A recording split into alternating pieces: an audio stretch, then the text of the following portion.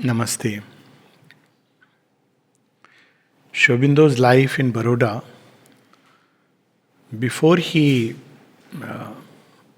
takes to being a full-fledged revolutionary, if we may say so. But again, when we speak these words, we should be careful. It's like we try to divide life into slots, but real life is not. Real life is a total movement, and that's what we see in Sri Aurobindo. There is always that poet, there is also the revolutionary, as we said in the very beginning years. There's also, and the revolutionary who is not just about revolutionizing the Indian political scenario, but also revolutionizing human thought and eventually revolutionizing yoga and the transformation of human nature. So always we see that aspect. We see the patriot, we see the philosopher and prophet. All these things are there in Sri Aurobindo and many others, which perhaps the human tongue cannot utter. But there is a side of Sri Aurobindo which I feel has been either missed or not given adequate attention, because of which sometimes we try to take a leap across a step which is important. And to try to do that is sometimes to slip and fall. And that side is what Chittaranjan Das declared as the lover of humanity. Sri Aurobindo speaks of it in his poem Who, when he says, the master of man and his infinite lover. And where is he found? He is close to our hearts, had we vision to see. Why don't we see him? We are lost in the pride and the pomp of our passions. We are bound by our thoughts where we hold ourselves free. How can we see the divine in the heart when we are lost in the pride, when jab main tha tab hari nahi, jab hari tab main nahi. So this is the problem because of which we perhaps miss, because it's also a civilizational problem that we see only that which we are. So because of an analytical oriented society, we even in the yogi, we try to see only the thinker and that's all. Because love is so much diminished, it's a sign that we are blind. Other day I was reading a paper somebody had written on Gandhi and Sri Aurobindo, non-violence, violence, this, that. I felt like saying blah, blah, blah. How can you put the two on the same pedestal? If we as Indians don't even understand the difference between a yogi and a thinker, then it speaks very sadly to us. And there is another one which very beautifully I just read. Somebody sent me a WhatsApp message. Very strong it is. And I must read it. It shows that what we are missing in life, and that is an aspect of Sri Aurobindo, which someone sent this to me because he had showed me in that in the writing today morning. So I told him, can you send this to me?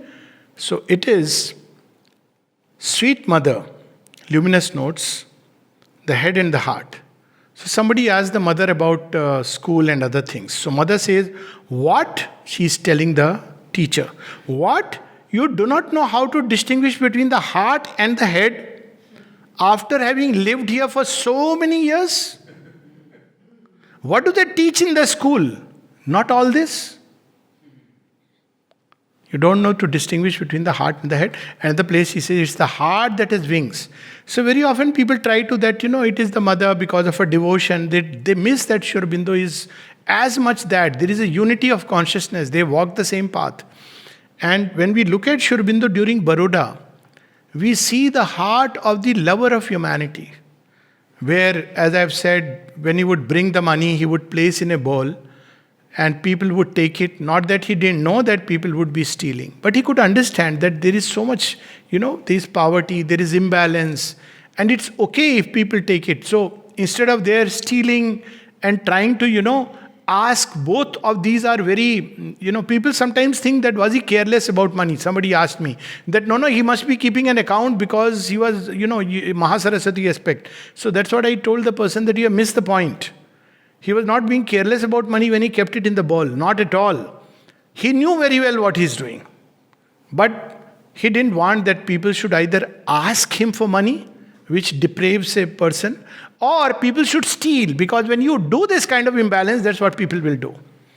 And we remember that story in early days of Pondicherry, before the mother's arrival, when this, money used to disappear from Sri Aurobindo's scanty, whatever he was receiving, where he doesn't know what the next meal is going to be.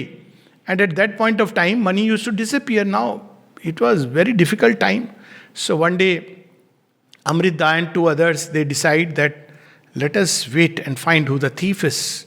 And they see the boy used to give milk, comes, puts the milk, and then looks here and there, nobody's around. So he opens the drawer, takes the 5 rupees in those days, shuts the drawer, puts it in his cap and puts it and adjusts the cap. And these 3 pounce upon him that they have found the culprit.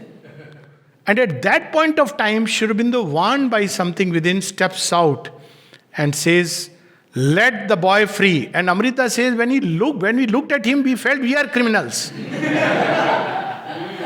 And how he would forgive one last time. Nirodha recounts that we knew that this last time is not the last time. Always he will say one last time. This is the compassion that he brought with him in this world. How else could he do what he did? So we'll see some of these aspects. How Sri Aurobindo describes God. We have conceptions of God, all kinds of conception. God is, we talk about impersonal Brahman, wonderful. We talk about personal Brahman. Then we talk about Sagun, Nirgun, and you will see scholars debating like anything. Then we speak about Anant Gun, he is Par Brahm. All these are fantastic things. But it disconnects us from him, isn't it? He is Sagun Brahman, God. He is Nirgun Brahman, lean. But it disconnects him from us. And Sri Aurobindo, when there is one poem by the name God. And what does he write there? O thou who pervadest all the worlds below. Starts from there. You are found even in the hell of darkest suffering. Yet sittest above. Yes, you sit above, but you pervade all the worlds below. Master of all who work and rule and know. You are the master, the sovereign, the Lord. Those who work for you, obviously, those who rule. That's why in ancient times the rulers were regarded as, they are representing the God. Who work and rule and know. Knowers. Oh, you are a knower, fine.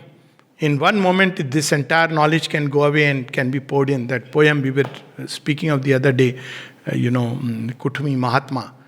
The master of all who work and rule and know, yet is not there in the poem. Servant of love. What is his nature? We speak about divine nature, it has all these things. Look how Sri Aurobindo describes the divine nature in just few lines. Servant of love. O thou who disdainest not the worm to be. What is his kripa? Even a worm which reaches his abode. And we know that story of Sri Aurobindo where the sparrow is sitting. And how he describes, Puja Lalji describes that, he is going to clean, mother is standing at the door. Don't disturb the sparrow. It is sitting on the Lord's door. And we see how he would deal with dog and cats sitting on his chair, and he is not disturbing, sitting on the edge of the chair. So there he describes that, O thou who disdainest not the worm to be, nor even the clod. Worm is still living. Clod. The only possession that Sri Aurobindo got all the way when he came from Kolkata, Chandanagar to Pondicherry, the thing that he was carrying with him was the sand from Dakshineshwar. O thou who disdainest not the worm to be, nor even the clod. Therefore we know by that humility that thou art God. And the mother says, the only humble person I have known in my life, truly humble, is Sri Aurobindo. It's easy to be humble when you have nothing. Somebody, oh sir, because matlab pura karna, your selfish people can always be humble. But to be that great, mighty, all the powers are at his disposal, all knowledge, then to be humble and say, I suppose this is to be posted and 100 hungry hands seizing to, that is humility. And that's what we see in Sri Aurobindo's life through and through. But most in his marriage. You see, Sri Aurobindo, as we know, married Mrignalini Devi. In a certain sense, she is daughter of the mountains. She was in Shillong. Fair and beautiful as a rose, she is described as rose. Even his mother was described as the rose of Rangpur. She was very beautiful, Swarnalata Devi. And Mrinalini Devi and Sri Aurobindo share a common name. You know what? Both mean the lotus. And how they would have got married, 14-year-old, she doesn't know about world, very simple. Sri Aurobindo describes her, ki you are very bholi, you are very innocent. You easily, because she was from Brahmo Samaj, he says, anybody tells you anything, you believe it. Because, his life was dedicated to much greater purpose. So how he would have got married, what he would have seen, what he would have felt, what kind of love was there in his heart. We just brush it aside and say, it's okay, he got married, then he walked away. And no, that's absolutely to miss the point. So how he would have felt? Did he ever experience the kind of human love that we feel with? Human love is a step, and without this step, if you try to jump across, well, if I go by the totality of the Mother and Sri Aurobindo's teachings, it's not possible. What is to be removed is all the vikritis of human love, which includes domination, possessiveness, jealousies, and all the ugly things that has made love what it has become. But there is a beautiful love, a very human love. And we read one of the poems, and the poem is very simply, see, these poems are not written for Mrinalini Devi. Let me make it very clear. Or at least we don't know. But somehow, whenever I think that, okay, today we'll speak something, and then something starts coming. So these poems started coming in a row, and with this idea of the kind of love that the Lord had. So I am taking that alone as a reference point. Not as a scholar, somebody said, because many of these poems are written much later. So, of course, these are poems written during his, before he came to Pondicherry, 1900 to 1909. So we don't know, maybe it was during that period. But there are poems which is written much later which describe the experiences which were there during Baroda period. So these people must understand, because somebody was asking that how you are touching upon this poem, whereas it is from later period. Well, a poet carries these states of consciousness within and can bring them out and manifest at any point of time. Valmiki, who was in the mold, crying Ram, Ram, Ram, Ram, and eventually realizing the Brahman, wrote the Ramayana, which is a fantastic story of love. Human love is there portrayed. It doesn't mean suddenly Valmiki came out of the mount and fell in love. It doesn't mean that. But surely a poet's heart was there in him who has experienced all these things at one level or the other. So this is... We have seen the plays, how Sri Aurobindo's plays, all of them are romantic love, but lifted to what heights? So here is, this is not a sanction for romance, by the way. But this is to understand that every activity of human nature can be and must be uplifted. So this is a poem called Rose, I Have Loved. Rose, I have loved thy beauty as I love the dress that thou hast worn. See, in Savitri, there is a passage where when Savitri goes to, with Satyavan, she goes out, one day she says, the day he is going to die, she asks permission from the parents that I have never been with him, please allow me. He says, yes. So Satyavan is showing her all the places where he had been. This he had seen, and she is rejoicing. And when Satyavan is leaving the body, that time everything that he had touched, everything that he had, felt, all that she gathers inside herself. What kind of divinely sensitive heart there must have been in Sri Aurobindo. Rose, I have loved thy beauty as I love the dress that thou hast worn. The transient grass over which thy happy, careless footsteps move. This is there in Savitri also, by the way, if you remember, where it describes that this grass which Satyavan has walked upon is very special because he has walked on it. Over which thy happy, careless footsteps move, the yet thrilled waysides that have watched thee pass. So he's loving all the scenes that have, now we understand. There are passages in Ramayana which people can't understand. Human love between Rama and Sita lifted to what heights? So when Sita is, taken away by Ravana by force, not by force, because Sita says, okay, let's try this game. You want to play this game, otherwise you'll be annihilated by my mere presence. So Rama is going and asking every tendril, every little creeper, have you seen my Sita? Have you seen my Sita? So up there, Shivji is saying, Sachidanand Brahman, because this Leela you cannot see. You cannot see divine, becoming human and loving like human beings. Human beings love and we know that. That's what has become, we know. But when divine becomes human and loves, that is a Leela which even the gods don't know. Because they have different kind of love. They don't have mortality, they don't have kidnapping and all these things. Sometimes they have to experience. So when Shivji sees and says, Hey Sachidanand Brahm. So Sati tells him, what has happened to you? He says, why? I know you time to time take little, you are on a high. But today you seem to be totally on a high. Why? You are saying Sachidanand Brahm to a person who like an ordinary mortal is saying, Sita, Sita, where are you, my Sita? Do you think there is even a trace of God? Shivji tells Sati, Sati, I may be on a high, but the kind of delusion you are suffering from, that is very dangerous. Get rid of it. But Sati doesn't understand. She wants to go and test. And as she comes, becomes like Sita and hides. Now he will see me and say, oh, my Sita. But see the difference. It is not the form that can deceive a lover. It's the consciousness. So immediately, Rama understands the form is Sita's, but she is not Sita.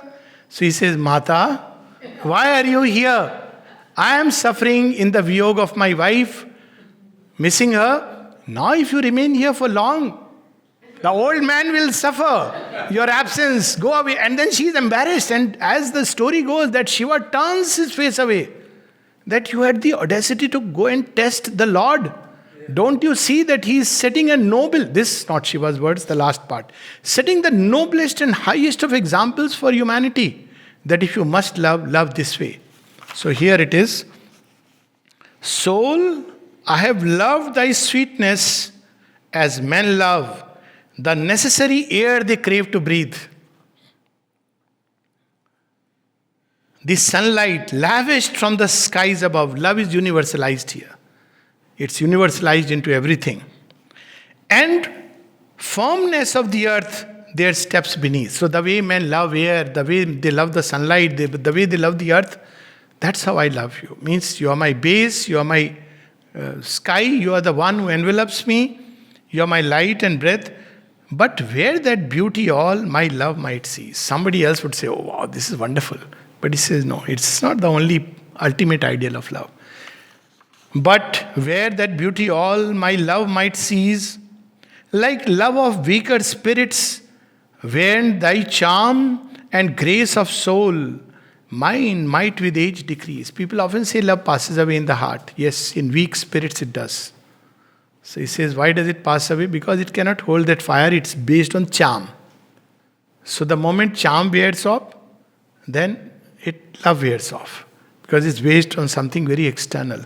So he reveals to us that like love of weaker spirits, where thy charm and grace of soul, mine might with age decrease, or fulfilled in death is silence and a term. So it might either decrease or, he knows how to walk the steps together. See in Savitri, what does Savitri say to when she knows that Satyavan is going to die? She says, why should I struggle against the old tables and the law? I too can walk with him in his steps. These were the high ideals that Sri Aurobindo, nurtured about even human love. And because he didn't want them to be degraded, that's why he said, first find the soul, be rooted in it. Don't look for soulmate without the soul. Because if it is not rooted in a higher truth, it will suffer the degradation. So that's exactly what he says. But rooted in the unnameable in thee, when love takes its origin beyond form and name, rooted in the unnameable in thee, shall triumph and transcend eternity. So this is the kind of love. And did it really happen? Well, yes, if we really look at Sri Aurobindo's life, we know that, she had how Mrilalini Devi, it was a life of, real tapasya and tyag, without a doubt about it. Because Sri Aurobindo was, and we'll read a little bit about that poem which would touch that part. But even after death, one is that when she leaves the body, and his father-in-law, Sri Aurobindo's father-in-law, so he sends the telegram So look at, what these kind of ascetics and I must say nonsensical ideal which is preached. Oh, natatu na bandhu, it's okay. What is there? No more father-in-law, no more wife, she's gone. That's the end of the story. No. That hymn is in a different sense, that ultimately every truth derives from there. But we reduce it to, something very trivial. Sri Aurobindo, on the contrary, tells him there is not only that describes teardrop in the eyes of the divine. There is a teardrop in his eyes. This is the year 1918. It's not before he takes up the yoga. When on her way to meet Sri Aurobindo, she dies. That's fated. But Sri Aurobindo has a teardrop and he says, do whatever Mrinalini wanted to do. Because he must take his permission. No, he is the son-in-law. So what has to be done with her things, with property and everything? He says, do whatever Mrinalini wanted to do.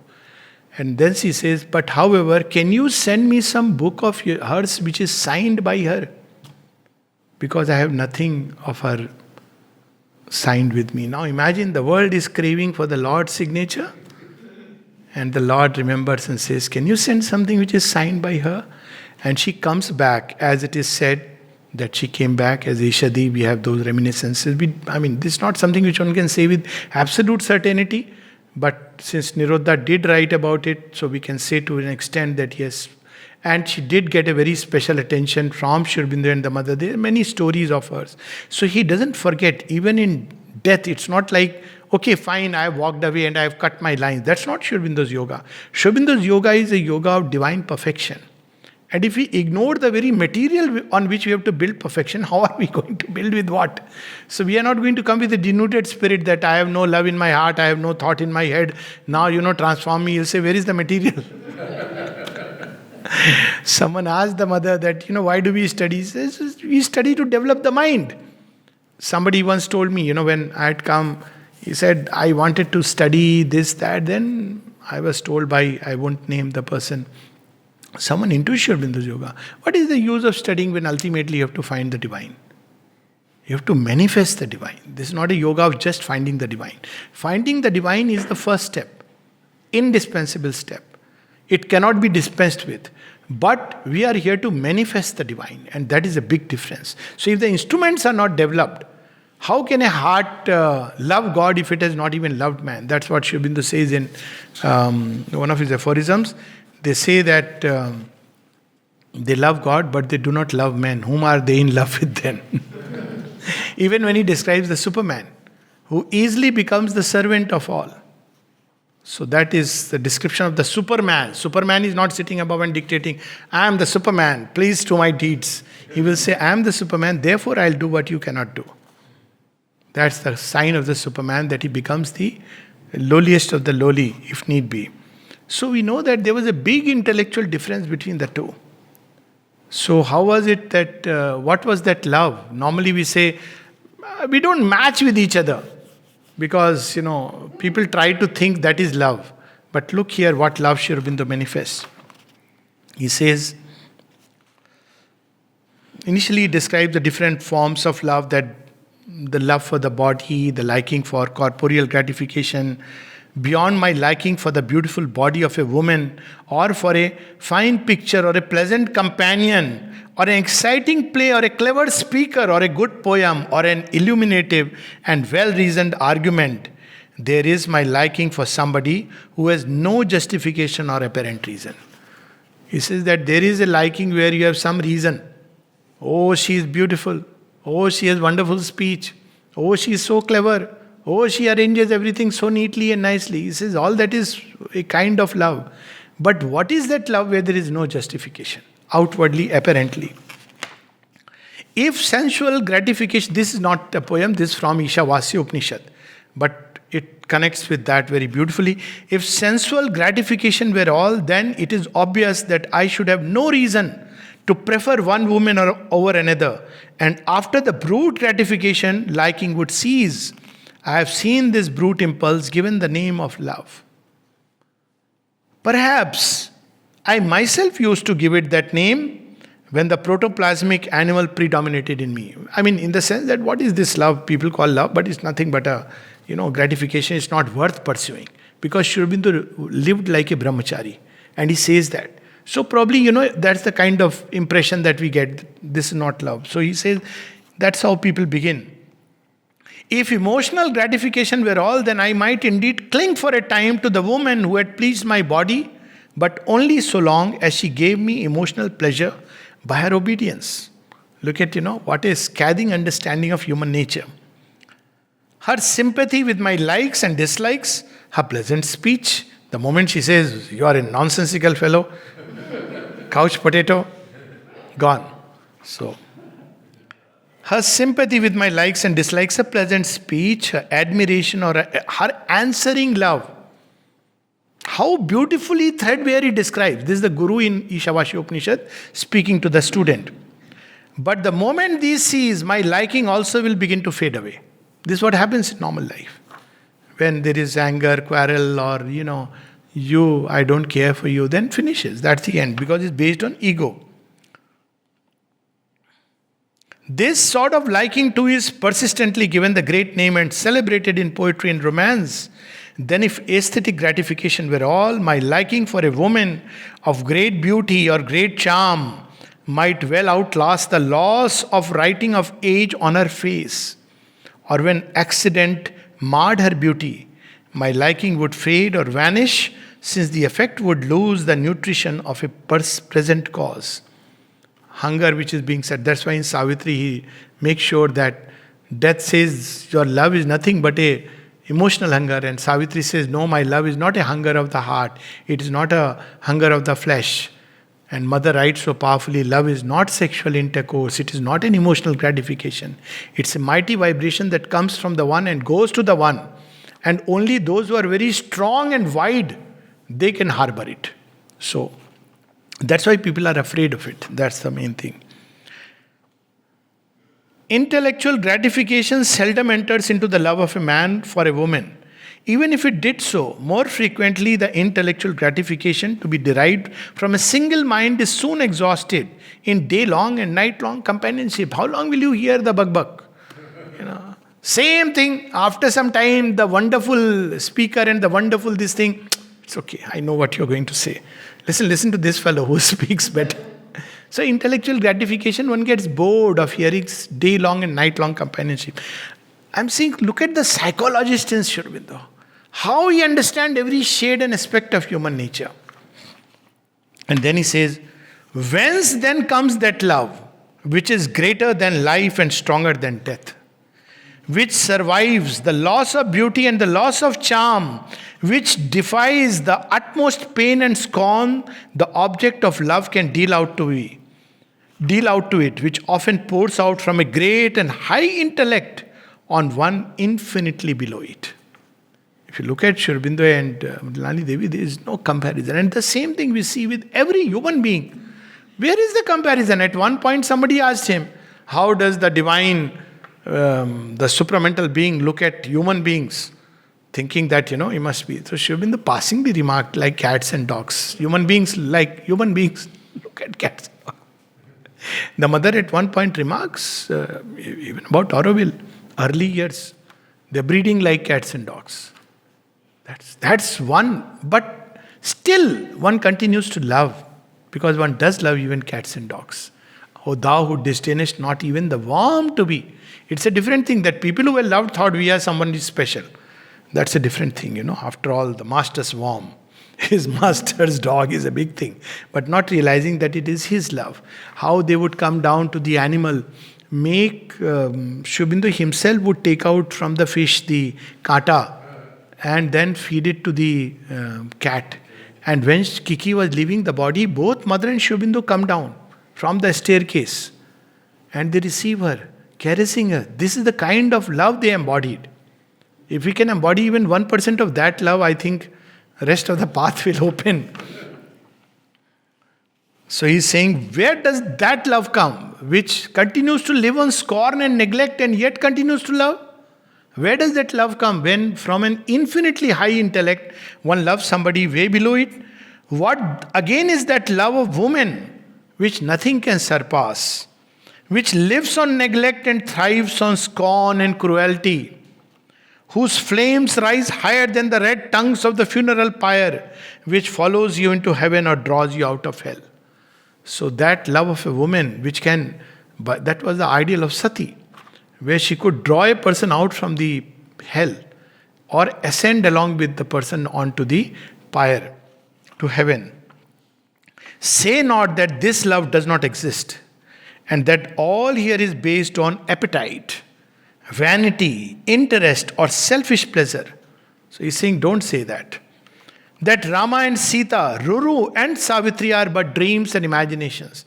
And now marvel at the beauty of perfection of writing. Rama and Sita, Ruru and Savitri. Because Ruru and Savitri, love, it's almost like Ruru's love is much way beyond Priyambada's love. So it is like a one-sided marvel of love. And with Savitri we see the great difference between her love that she has embodied and Satyavan. Satyavan loves her, surrenders her, but this power that she embodies.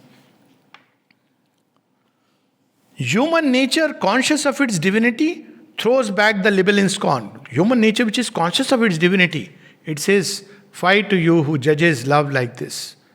I am going to reveal what truly love is." And poetry blesses and history confirms its verdict. So people may say, Rama and Sita, look at all that. But there is no Rama without Sita anywhere in any temple in the world. That's the beauty of that love. People may say, what is this? Krishna is loving Radha, they never got married. History confirms the verdict. And you cannot imagine Krishna without Radha. That is the kind of love that we see here. And then he speaks of friend. It's not only about love. What again is a friend? Certainly I do not seek from my friend the pleasure of the body, or choose him for his good looks, nor for that similarity of taste and pursuits. I would ask in a mere comrade. Nor do I love him because he loves me or admires me, as I would perhaps love a disciple. Nor do I necessarily demand of him a clever brain as if he were only an intellectual helper or teacher. All the shades. So what really is a love of a friend? All these feelings exist, but they are not the soul of friendship.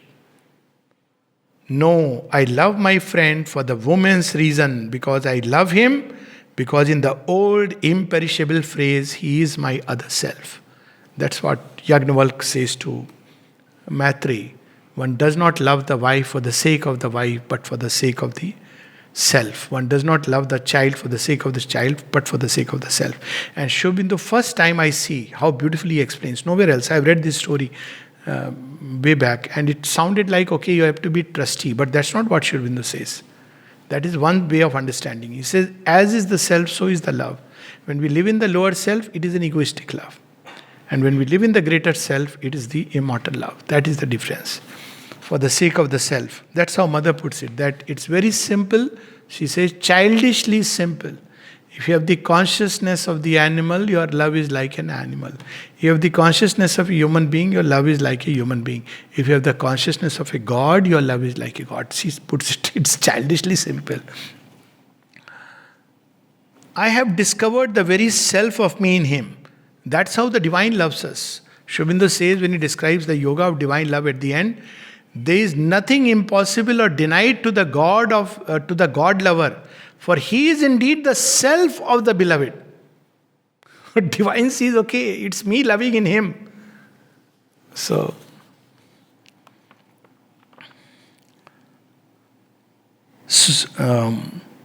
I love him because I have discovered the very self of me in him, not my body or mind or tastes or feelings, but my very self of love and bliss, of the outer aspect of whom the Shruti has beautifully said, love is his right side.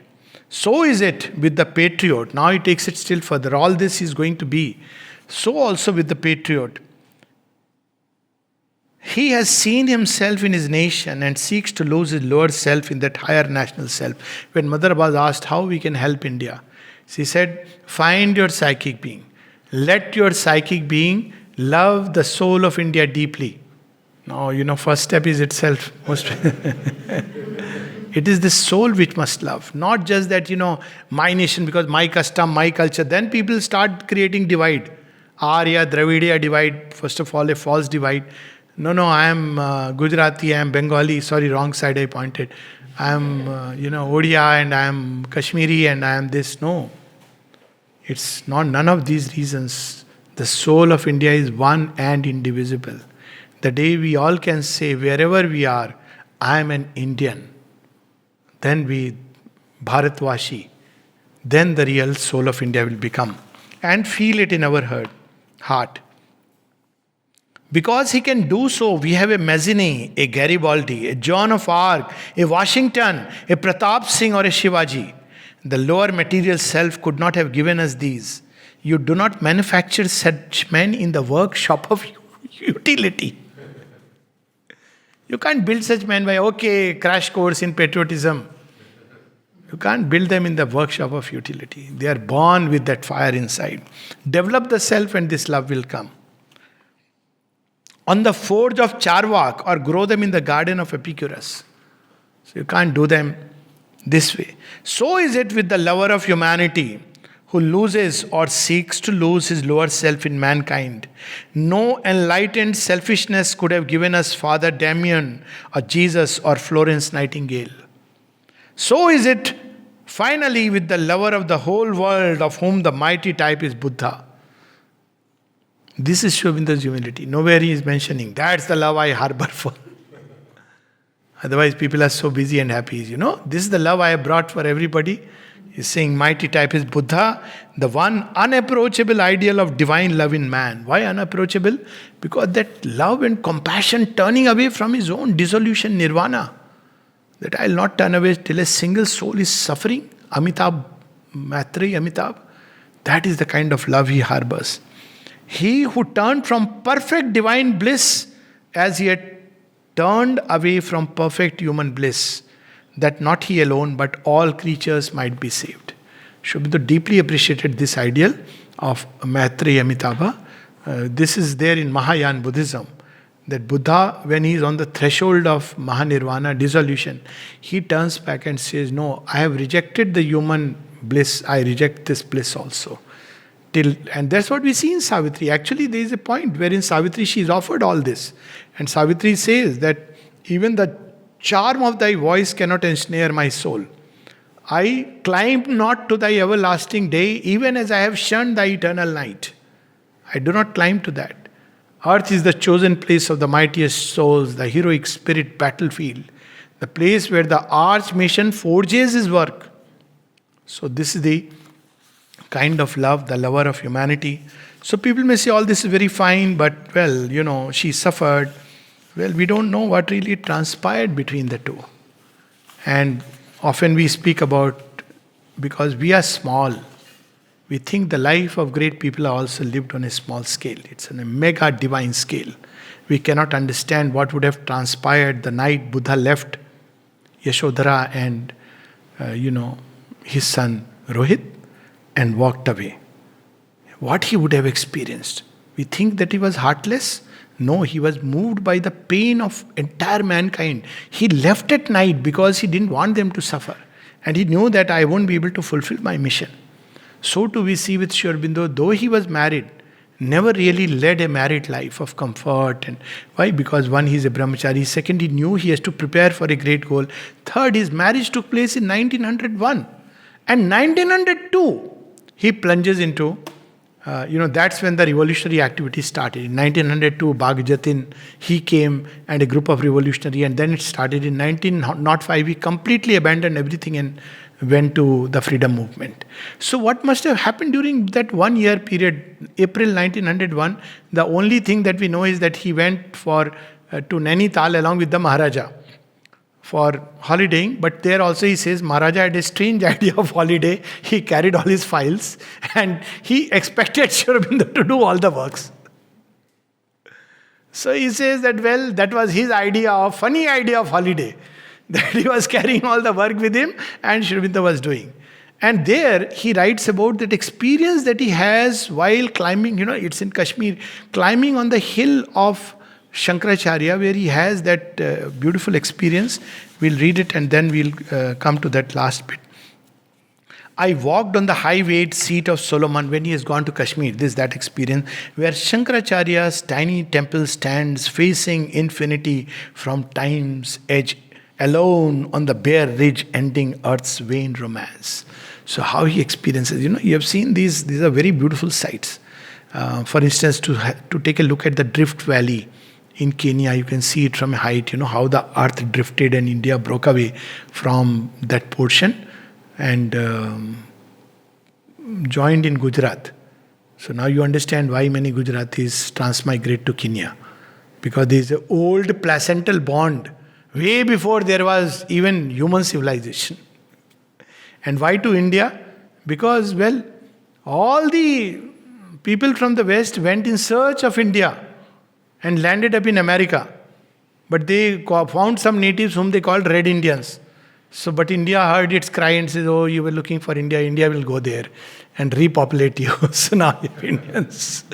So that apart, this is Advaita. When he is standing on that Takht-e-Suleiman where he sees entire, there is a deep valley and far beyond are the mountains, ridge. Around me was a formless solitude. He had the experience of the Advaita, the mental infinite. Experience of the infinite. Actually, somebody else would call it the experience of the infinite. Because Sri Aurobindo went to the supermind, he distinguishes. Like with somebody's experience of nirvana, our Jiddu Krishnamurti says it was a mental experience. It is not the true experience of the self, but an experience in the mind. So that's why in Savitri we have this in the self of mind, where the same experience is described. But the real experience is in pursuit of the unknowable, where you truly have that experience which Buddha would have had. So there is a difference between this kind of self-reflection or realization and the real self-realization which somebody like Buddha had, cutting off all the lines and going beyond. And of course, Sri Aurobindo went yet further. An unborn soul reality, world nude, topless and fathomless, forever still, is silence that was being's only word, the unknown beginning and the voiceless end, abolishing all things, moment seen or heard. On an incommunicable summit reigned a lonely, calm and void, unchanging peace on the dumb crest of nature's mysteries. This is the experience which many people mistake for the true nirvana. It is still in the mind. So Sri Aurobindo uses the word, it's a mental infinite. That's where in the mind you experience that. And its nirvana experience comes much later. He'll describe that. And this last bit, that what may have transpired between 1901 to 1902, he is plunged into revolutionary activity. Mrilani Devi went back. She never really joined him after that. Except that after the jail, Alipur jail, when Sri Aurobindo comes back, then he has a dinner with her and doesn't even stay for the night. That's a different story altogether, and we'll speak about it later. Because by then he was so deeply rooted in the divine consciousness. They had all arranged that he has come, and Mrilani Devi has also come along with her father. And they all planned that we will send Sejda for a dinner. And after the dinner, you lock the gate. Don't let him come. And they planned all these, Charu Chandra Dutt and everyone, playing a prank. And Sri Aurobindo is just smiling and he goes there. And they've even brought some scent for him and some mala. And Sri Aurobindo he says, all right. I mean, he is a lord. He's not trying to put up a show of, don't how dare you do, nothing. So with all that he goes. And in the morning they decide, oh wow, let's get up late. No hurry to make tea. Now Sri Aurobindo will come back, then we'll have. So they go up, they see Sri Aurobindo is sitting, reading the newspaper with a cup of tea. So they say, they're shocked. What? When did you come back? Oh, I came back at night. I explained to her, she understood everything. That's all. I explained to her, she understood everything. What he would have explained? Now, this is what. Not in so many words, but the feeling, the bhava. So as I was feeling that what could have transpired, this poem popped in the mind like pop-ups. So it was Ulupi. So we know the story of Ulupi, where Arjuna marries Ulupi for only 1 year. She is also known as Chitrangda. So Ulupi is a northeastern princess. And there is a lot of details in the story, but to just make it short, because this part is wonderful. He marries her for 1 year, has a child through her. Shobindu remained a brahmachari, of course. And then he comes away. Why? Because great deeds call him. The Mahabharata is yet to happen. This is during that period when he is, 1 year away. So he's actually told by Yudhishthir that you have to be away for 1 year. Because why? Because he entered the chambers of Yudhishthir by default, because he had to pick up the Gandiv. And there was an understanding that each year Draupadi will be with one of the 5 princes. And during that time, nobody will. That's the only way she could maintain the law of loyalty and fidelity, sanctity. At the same time, she could fulfill the mother's promise. Amazing kind of solution the 5 brothers brought out at that point of time. So during that year, if anybody entered, he had to be punished. So Arjuna entered, and the punishment was supposed to be prandand. So, but then, they are told, no, abandoning him is as good as that. He is a Kshatriya. So he goes, and then he wanders. So now Ulupi falls in love with him. So he is in conflict that, but I am already married. How can I have love with her? And then she explains that, look here, right now, for 1 year, you don't belong to her. You still think that you belong to her. So that logic appeals to him. After all, Arjuna, no, he's ye to theek hai. So he gets married, they have a child. The child later, becomes very famous. But then he comes back. So what may have transpired? Something like this. And this where we see, not that it actually transpired or Sri Aurobindo and Mrilani Devi, this would have happened. But again, I am saying that this is the state of consciousness in which the great live. So Ulupi, this is the last part. Arjuna tells Ulupi, next morning he has to leave. Let us not lose then, O Chitrangada, her name is also Chitrangada, one moment's possibility of love, which being squandered, we shall then regret. Fate that united once may, when she will, divorce, but cannot the sweet meaning spoil of these warm kisses. He embraced her wholly, confounding her with bliss. So for that time, the shadow fled and joy forgot his clothes. Look at the line. For a moment that he has to go away tomorrow, the shadow fled. And joy forgot to close the chapter because they are in that state. What a perfect, what that moment would be where the feeling is of eternity. What Sri Aurobindo is trying to say is that moment of love is the feeling of eternity. That intensity is the moment of eternity where joy forgets its close and the shadow flies. He describes this later on in Synthesis. You see, all these things he had gone through all this experience. He says, love seeks union, and it seeks intensity of union and eternity of union. But in human consciousness, you can either have intensity or you can have eternity. Eternity, even otherwise, it requires, to go beyond. He says, it's only the divine love which can fulfill this need. It's no way that you can have just as a human being. But one pale morn Chitrangada rose van and to the stable through the grey hushed place descending with the little deft hands yoked Arjuna's coursers to the car. This is the one, yeah. Because there are 2 of them, but the page is correct. Arjuna's coursers to the car. Sri Aurobindo writes Arjuna with you because that, in poetry, word is important. The sound is important. And when he learned Bengali, Arjuna. He writes even Ashupati. If you notice in the earlier draft, it's you. Ashupati. So sound is very important in poetry. It's not about the spelling, but the sound. So Arjuna's coursers to the car, the horses, persuading, thrust in their winning mouths the bit, fastened the traces, and with a strange deep look of love and hate, looking at the horses, there you are going to take away Arjun tomorrow. So there is a feeling of love and hate mixed. Look at the beauty of Sri Aurobindo. Kere Singh said, faint with her unshed tears. What a marvel of perfection this is. She is having tears in the eyes, but she doesn't want to weaken her husband. And she has feelings of love for these horses which will bear the one whom she loves most, but also hate that they are going to take him away far. She tells them, you brought him here who now shall bear away.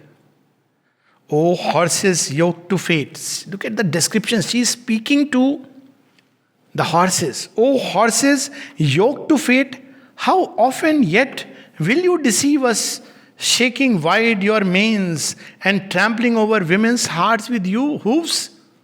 Where all you will go? And with this valiant chivalrous warrior around, this is not the only with me this is going to happen, because he's a warrior, and it may happen again. Thunderous towards battle, yet your breed perhaps shall bring him to my wrinkled age.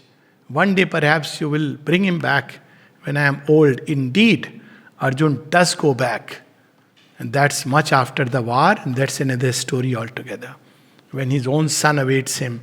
And according to one of the Mahabharata, even kills him, which I don't believe really happened. Kills him and he's reborn. Because Ulupi and, she's a Nag Kanya and she knew all the magics, but I don't believe this story. It's not in the original Mahabharata. But he does go back according to one of the legends. And now Arjuna came. His mailed and resonant tread rang in her very heart. His corselet blazed towards the chill skies, and his heroic form seemed to consent with the surrounding hills. So now he has come dressed as a hero. The lover and the husband is gone. And so she looks at him that he looks like the blazing hills. I mean, look at the description of Arjuna, how Sri Aurobindo described. But in the marble face and eyes august, the light of his tremendous fate had dawned. Suddenly she sees in his face and his eyes that fate which he is carrying with him. Like a great sunrise, calm her shuddering body. This again only the Lord can write. Old and feeble he came carrying the fate and doom of an empire. So calm. You can either be calm or you can be shuddering. She is calm outside, but her face is shuddering. This called in art, the greatest artist can mix shades of emotions which are opposite. And several places we will see in Sri Aurobindo this master art. In fact, Mother says, one of the signs that you can hold the supramental force, she goes on to say, when you can combine the opposites, because ultimately in supermind you combine. When you can combine the opposites together, that is one of the signs that you are ready for the supramental force. Or the supramental force is working, exact reference. So here there is a combination of calm, her shuddering body, he took into his bosom and with no word, under the witnessing, unmoved heavens, kissed her pale lips, then to his car he rose. What a perfection and beauty of the whole image. And now she did not weep, but silently took and returned his kiss. Perfection. It's not like, okay, he said tata, bye bye, hi, bye, okay, I have to go, I have to catch a train. Look at the beauty and marvel at the perfection of the Lord. He kissed, rose into the car. She returned the kiss. And so he went forth. And where does he go forth? Thundering the great wheels jarred upon the stones. He is going now in the Ulupi of the white coat, and echoes fill the air. As the ear is filled by the echoes of the hoofs, he is standing with a triumph of warlike sound. Outside, the city's nobles waiting saw the car emerge and bowed down to the king. They spoke no word, but stood austerely watching still, a mist over their stern and savage eyes. They are warriors, fierce warriors. And even Ulupi they meet each other basically in war. When he has gone there, she challenges him. And Arjuna says, are you sure you want to challenge me? Thousands of people get pale when they hear my name. And you really want to challenge me? That is how their meeting is described in another poem, Chitrangda, which is about the same, but it remains incomplete. His going as men in darkness watch a light, carried away that cheered them for an hour, then turned back homeward. But Chitrangda waited till the last thunders died away, and far off on a hill the warlike flag waved in the breeze and dipped below the edge. Then to her chamber slowly went alone. So there is this long poem where she actually tells Arjuna that I want you to be here, but I know that mighty deeds call you. You are not meant to be tied like this, and I release you from my heart, from my, from this whatever bondage, because you are meant for mighty deeds. This much she understands. You are not meant for these domestic activities. And then we understand that Sri Aurobindo once remarked semi-humorously, I refuse to be domesticated and called Abba. And some lady started calling him Baba, Papa, and then the news reached, they are calling you like this. It's like, I refuse to be domesticated. He said that I am a very poor husband and, house this thing, because he was born for something which is much mightier. So but even these things which are done in a mighty spirit. They are not done casually. It's not that he said, okay, I'm just going because, I'm a very important person, don't disturb me. Not like that. That moment when they were together, what may have transpired, what kind of love she would have felt. And then no wonder, all her life she also loved him like anything. Not like, oh, he left me and went away. When Sri Aurobindo is in jail, she goes to Ma Sharda and asks her that, when will he be released? He says, oh, mother has taken him. Divine mother has taken him in her hands. He is not just your Oro. He will not only be released, but he is not meant only for this. He is meant for the whole world. And she very well knew, and that last reminiscence, what she must have felt in his heart when he would have shared these things. So once they are sitting on Shillong, so there's a line where daughter of the northeast, of the hills in the northeast, all that comes. So when he's sitting in Shillong, on top of the one of the hills, and it's a beautiful city looked at from above with the lights. And Sri Aurobindo's sister is also there, Sarojini.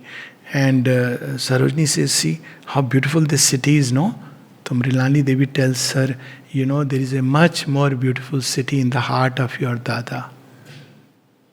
That city is, of course, its seed is ashram, Auroville is its extension, and the world is that city which will become. Thank you.